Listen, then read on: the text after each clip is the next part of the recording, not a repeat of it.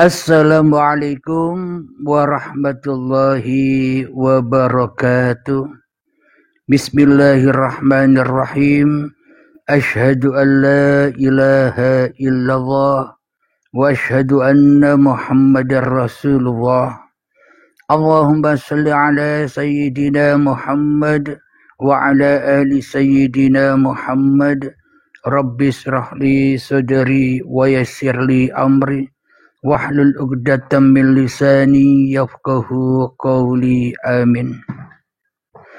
Bismillahirrahmanirrahim. Salam hormatku, salam ta'zimku buat para sahabat-sahabatku tercinta, baik yang ada di Alaska, yang ada di Singapura, Brunei Darussalam, Malaysia, Filipina, Thailand, dan terkhususnya yang ada di dalam negeri Indonesia, serta sahabat-sahabat yang bisa mengikuti live ini. Semoga kita semua senantiasa selalu di dalam lindungan Allah Subhanahu wa Ta'ala. Amin ya Rabbal Alamin. Pada siang yang indah ini kita akan mengkaji, yakni Sang Pencipta itu nyata. Selama ini kita mengenal Sang Pencipta hanya sebuah hayalan saja. Kita pokoknya percaya, pokoknya iman, pokoknya yakin. Hanya itu saja. Karena kita selama ini masih menjadi Sang Pencipta atas diri kita sendiri, maka dari itu mengimani Tuhan yang Maha Mencipta, kita hanya mengimani secara iman-imanan, ikut-ikutan. Pokoknya iman, pokoknya percaya, pokoknya yakin. Namun secara tidak sadar yang kita imani adalah iman yang salah. Yang kita yakini adalah keyakinan yang salah, karena kita lebih beriman kepada kewujudan diri kita sendiri daripada beriman kepada wujudullah. Kita lebih yakin dengan kehidupan kita sendiri daripada kehidupan Allah. Kita lebih percaya dengan keberadaan diri kita sendiri daripada keberadaan Allah. Sehingga kita tidak menyadari bahwa kita selama ini telah lama puluhan tahun kita hidup menyerupai Allah. Kita hidup menyerupai Tuhan. Maka dari itu Tuhan yang kita imani, Allah yang kita imani hanyalah hayalan belaka. Yang kita yakini tidak ada alias gaib. Yang kita imani tidak ada alias gaib. Kenapa? Karena diri kita merasa diri yang paling wujud daripada wujud Sang Pencipta itu sendiri. Alhamdulillahirabbil alamin. Kita selama ini menjadi Sang Pencipta, tapi kita tidak menyadari. Kita selama ini merasa bisa menciptakan apapun yang kita ciptakan. Kita bisa menciptakan badan untuk berdiri. Kita merasa bisa menciptakan badan untuk berjalan. Kita merasa bisa menciptakan badan untuk naik kendaraan. Kita menciptakan badan untuk sholat. Kita menciptakan badan untuk ibadah. Kita menciptakan badan untuk bekerja, seolah-olah semua itu ciptaan-ciptaan kita sendiri.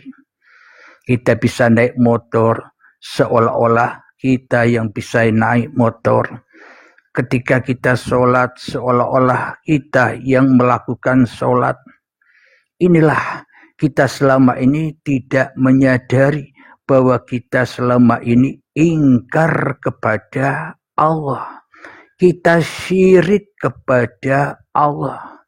Itulah hati yang kufur, hati yang kafir, hati yang masih tertutup, atau hati yang masih terhijab, atau hati yang masih terdinding daripada Allah.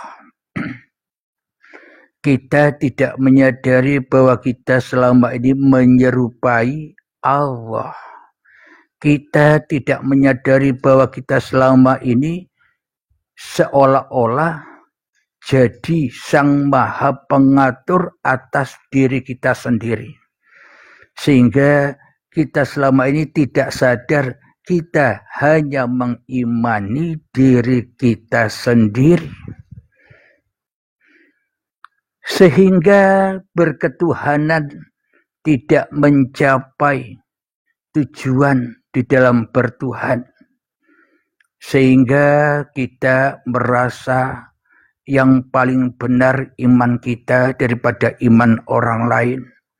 Kita merasa yang paling benar keyakinan kita daripada keyakinan orang yang beragama lain. Itulah sehingga kita tambah tersesat jalannya dari Tuhan. Karena kita masih merasa lebih baik daripada orang yang lainnya.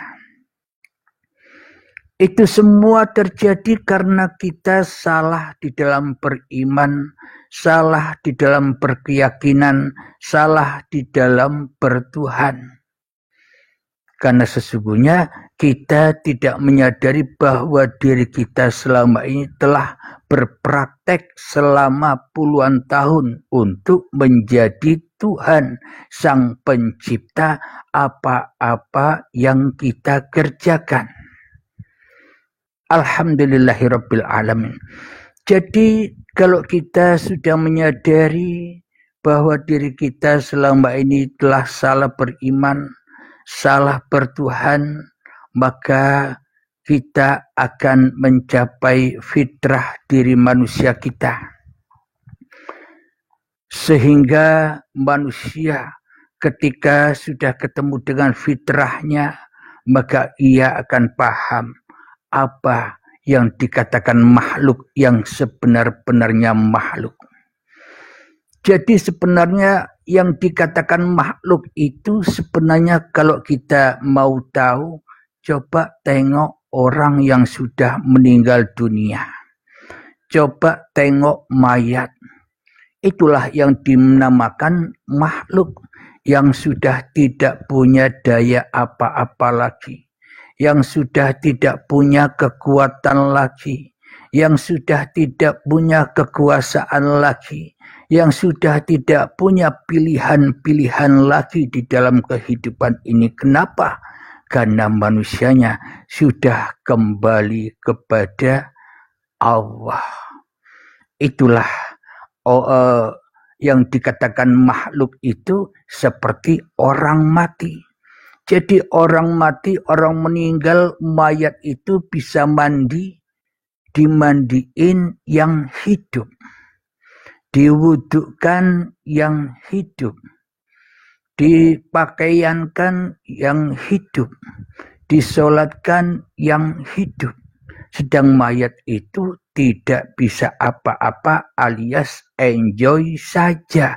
Diperankan apapun, dibolak-balik apapun, mayat itu diam saja. Itulah yang disebut makhluk yang sebenar-benarnya makhluk.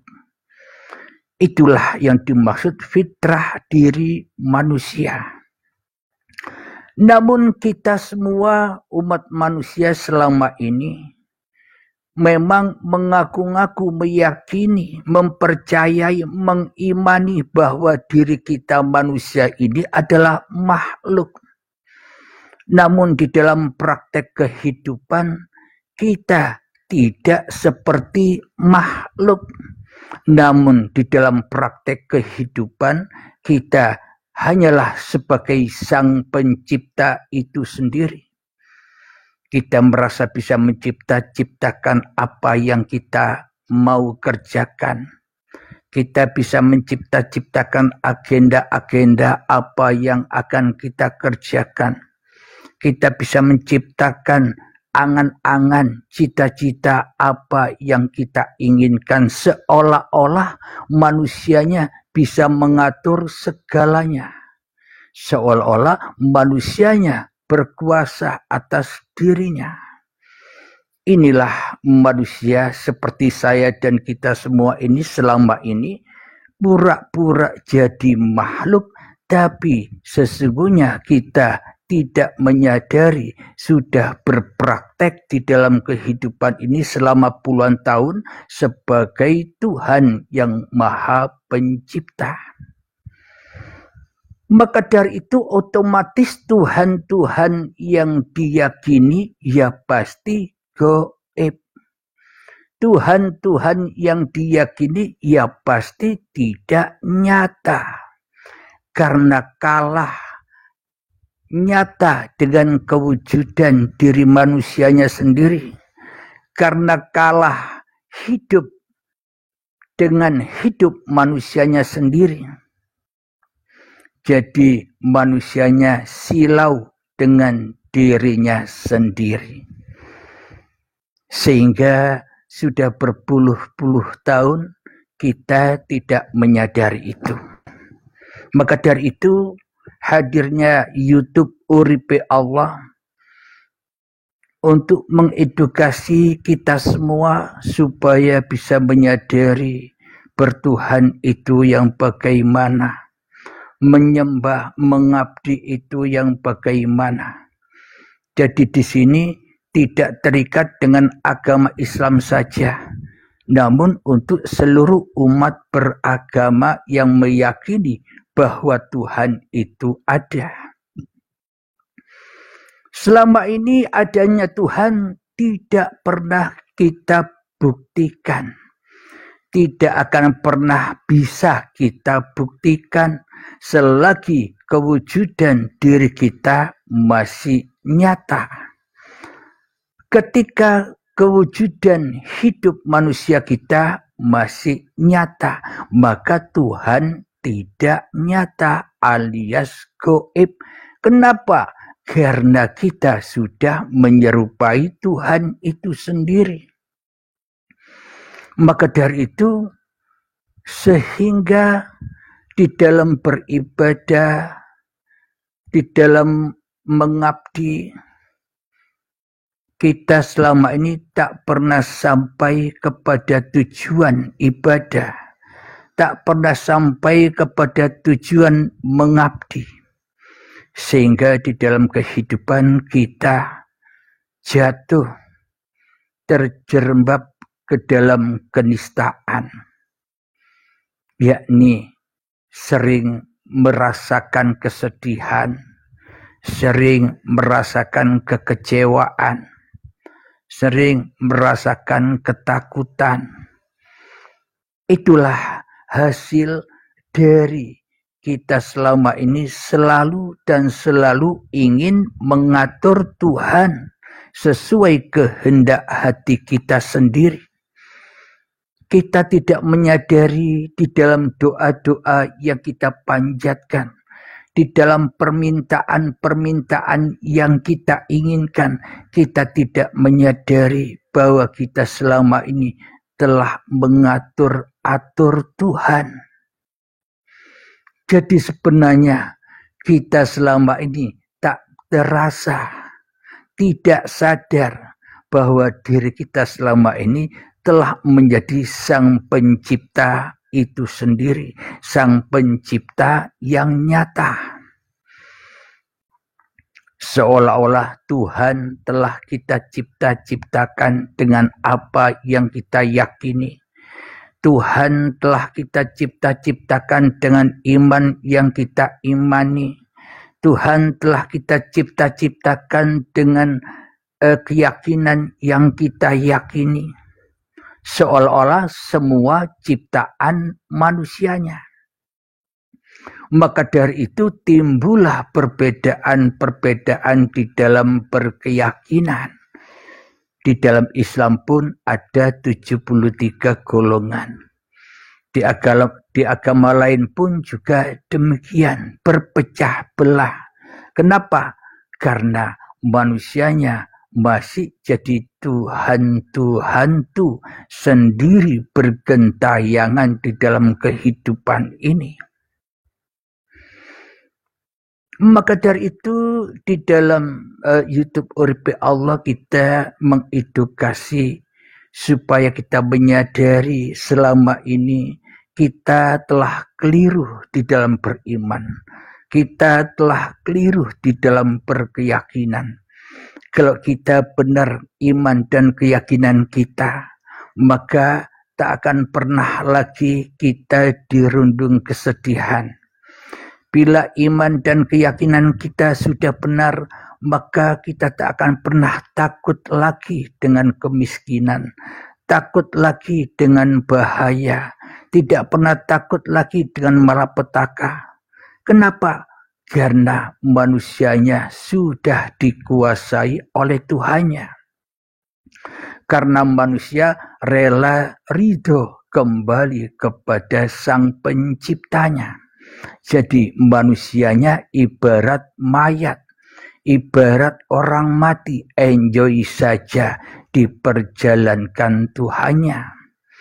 Enjoy diperjalankan naik motor, enjoy diperjalankan sholat dan ibadah, enjoy diperjalankan di dalam bekerja.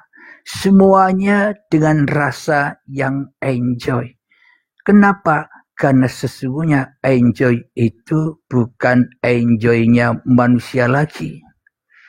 Karena manusianya sudah mati. Kemanusiaannya di dalam uripe Allah. Sudah tumbang kemanusiaannya di dalam kuasa Tuhan. Jadi di dalam kehidupan ini yang ada hanya kenikmatan saja. Apa-apa yang berlaku pada diri kita, baik itu sedih, bahagia, senang, duka, kita lewati dengan enjoy saja. Karena sesungguhnya manusia tak berhak merasa-rasakan rasa yang ada di dalam hati. Karena sesungguhnya Tuhanlah yang merasa-rasakan itu semua.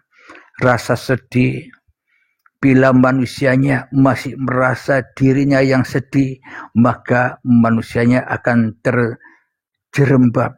Manusianya akan jatuh ke lembah jahanam, ke lembah neraka. Hatinya panas, hatinya terikat, hatinya terpenjara dengan apa-apa yang disedih-sedihkan. Kenapa manusia itu bisa sedih? Karena manusia masih memperturutkan hawa nafsunya sendiri. Manusia lebih mementingkan keinginannya sendiri daripada keinginan Tuhan atas diri manusia itu sendiri. Makanya manusia akan miskin, akan selalu kurang bila manusianya tidak mau kembali kepada Tuhannya. Di dalam Al-Quran ada ayat Bismillahirrahmanirrahim. Ud'uni astajib lakum.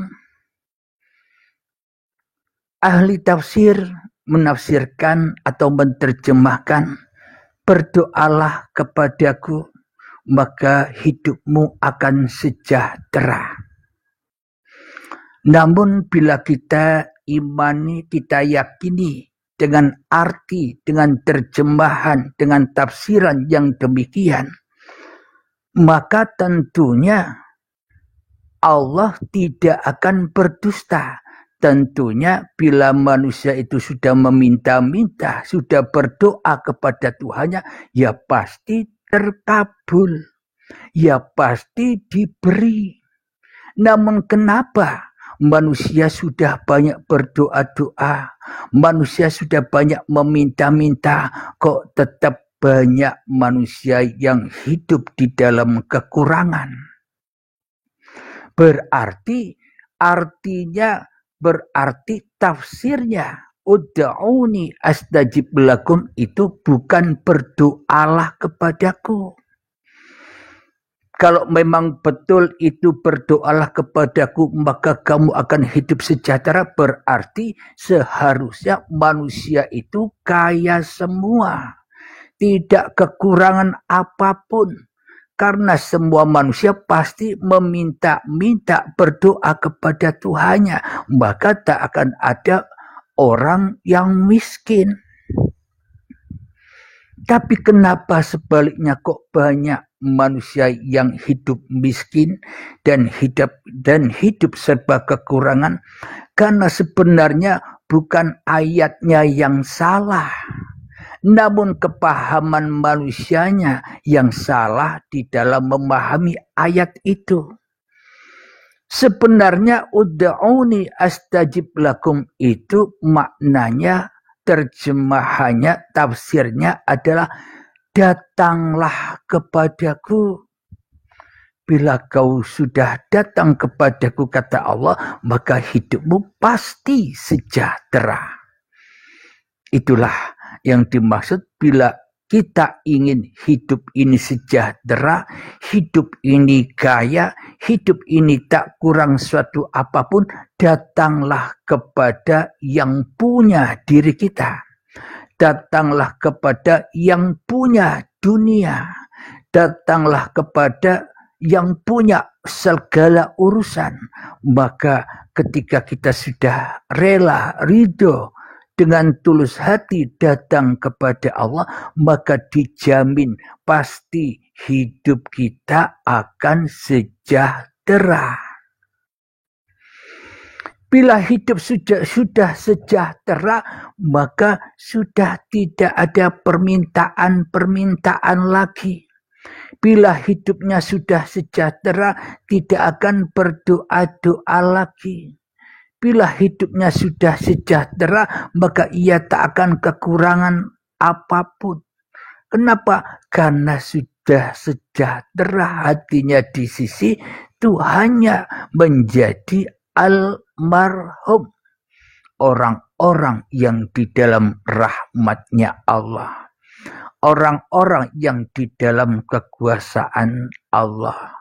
Orang-orang yang berada di dalam jalannya Allah.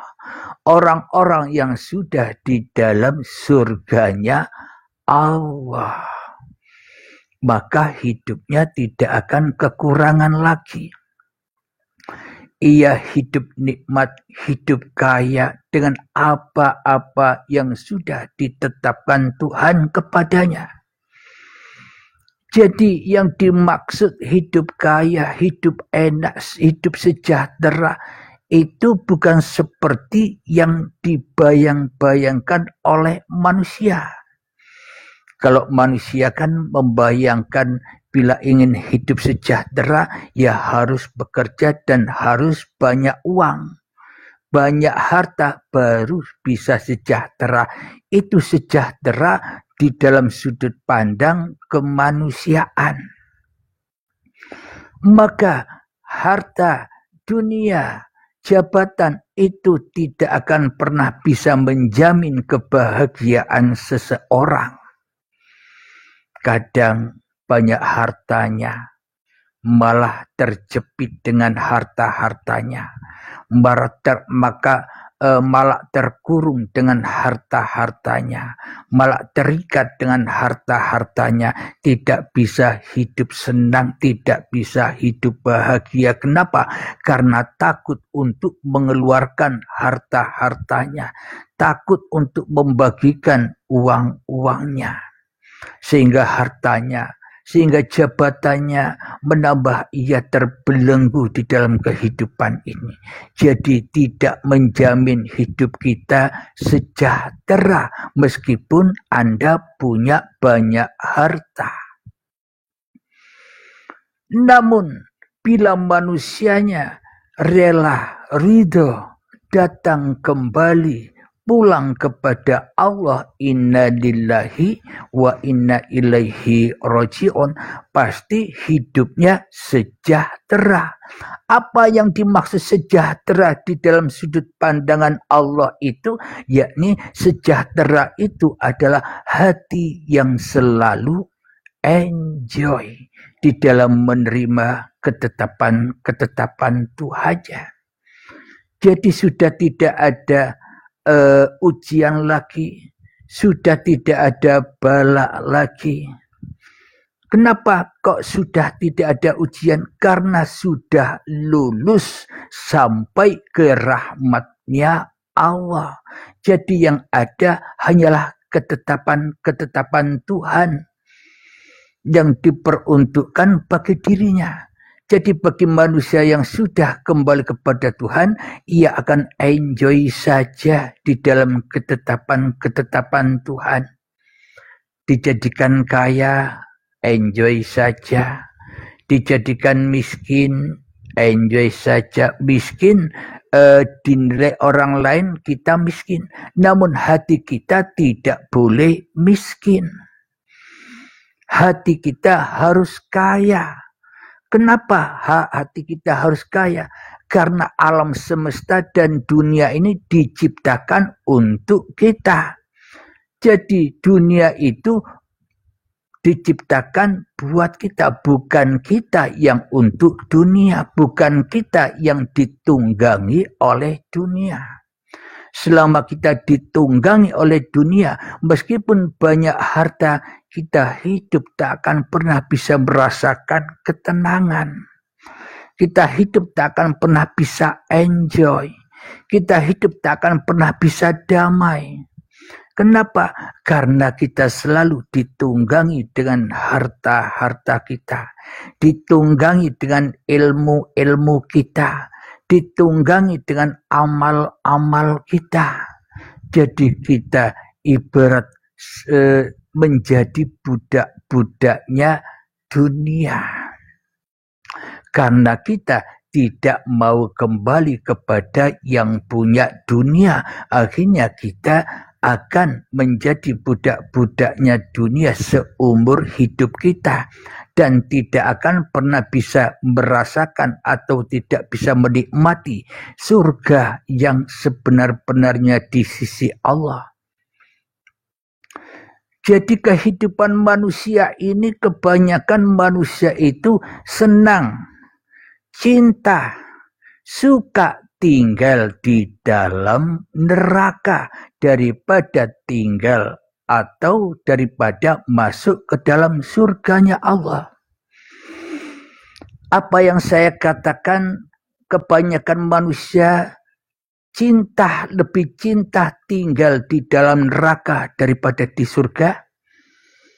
Manusia lebih cinta kepada dirinya daripada Tuhannya. Manusia lebih cinta kepada kewujudan dirinya sendiri daripada kewujudan Allah.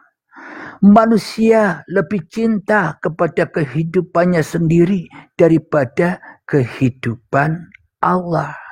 Manusia lebih cinta kepada kepentingan-kepentingannya sendiri daripada kepentingan Allah. Itulah yang saya maksud, manusia lebih cinta masuk ke dalam neraka daripada masuk ke dalam surga.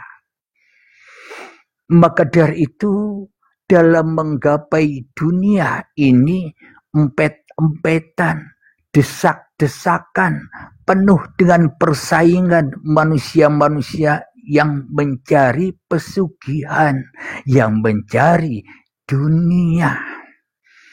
Ibarat kita selama ini memelihara pesugihan. Apa? Hawa nafsu. Maka pesugihan ini akan ditukar dengan jiwa yang mati. Manusianya hatinya keras melebihi kerasnya batu. Jadi hasil dari pesugihan ini membuat hati manusia terbakar dengan kekayaannya Ia merasa bangga seolah-olah ini dari hasil jerih payahnya sendiri. Itulah kebanyakan orang suka tinggal di dalam neraka. Maka dari itu di dalam neraka itu penuh sesak dengan manusia. Penuh sesak dengan hawa nafsu manusia.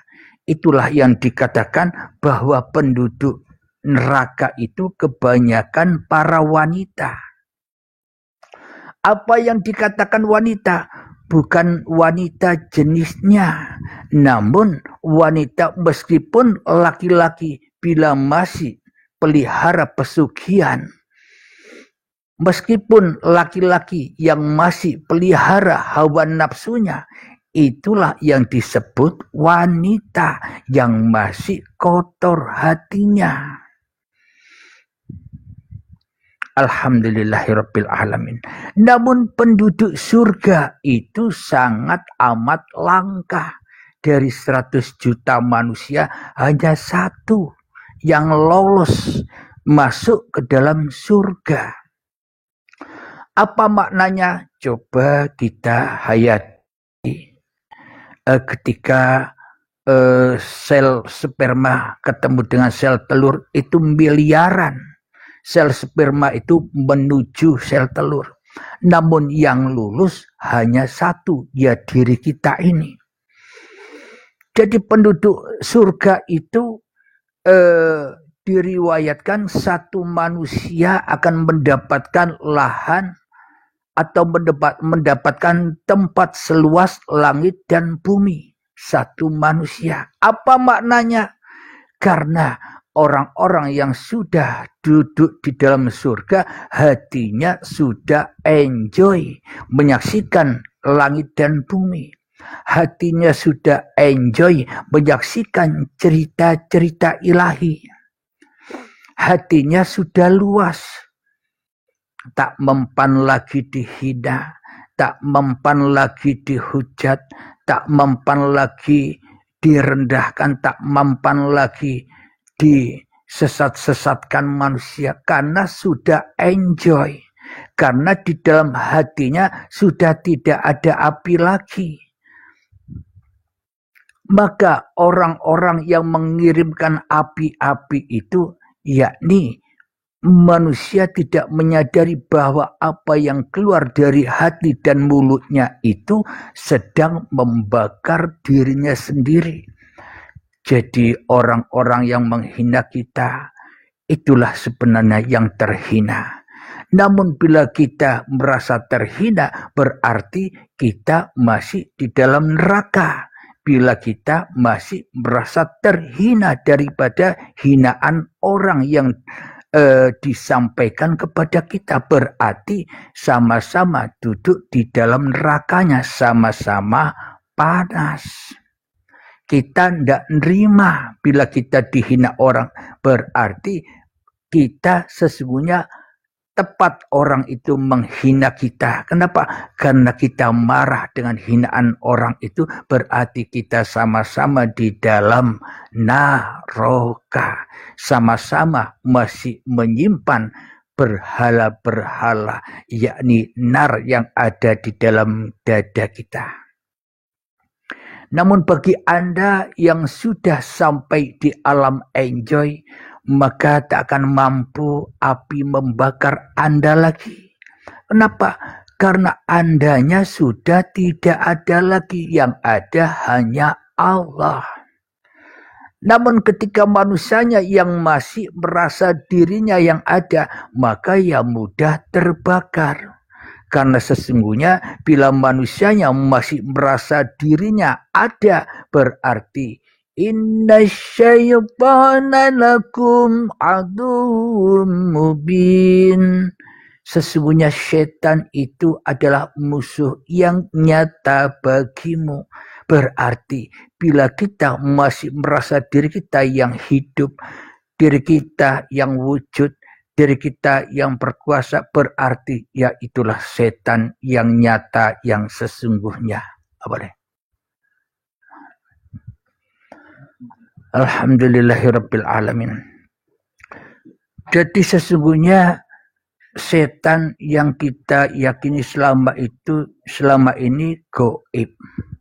Berarti kita selama ini tidak terasa bahwa sesungguhnya diri kitalah setan itu.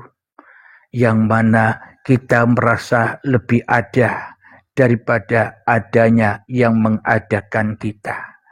Kita merasa lebih kuasa daripada yang menguasai kita.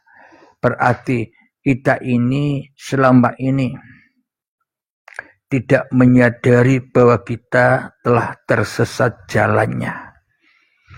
Alhamdulillahirabbil alamin. Semoga saya dan kita semua nantiasa menyadari kesalahan-kesalahan kita sehingga kita sebelum ajal tiba kita bertaubat kembali kepada Allah untuk membersihkan dosa dan noda yang selama ini kita lakukan. Jadi tinggal kita memasrahkan diri kita kepada Allah. Kuasa kita kepada Allah, kewujudan kita kepada wujudullah, hidup kita kepada hidupnya Allah, sehingga disitulah yang dimaksud taubatan nasuha, yakni inna lillahi wa inna ilaihi roji'un, bertaubat dari jadi Tuhan. Jadi bertaubatlah dari menjadi Tuhan agar hidup kita senantiasa enjoy, bahagia, damai, tenang mengarungi kehidupan ini. Itulah orang-orang yang lulus, yang lolos melewati sulitnya jalan Shiratal Mustaqim. Jadi jalan Shiratal Mustaqim itu sebenarnya kehidupan ini, jalan kehidupan ini. Jatuh tidak kita ke lembah keakuan diri. Bila manusianya masih selalu jatuh kepada keakuan diri, maka syahadatnya, maka sholatnya, zakatnya, puasanya, hajinya selama ini masih tersesat. Maknanya terputus dari Allah. Kenapa?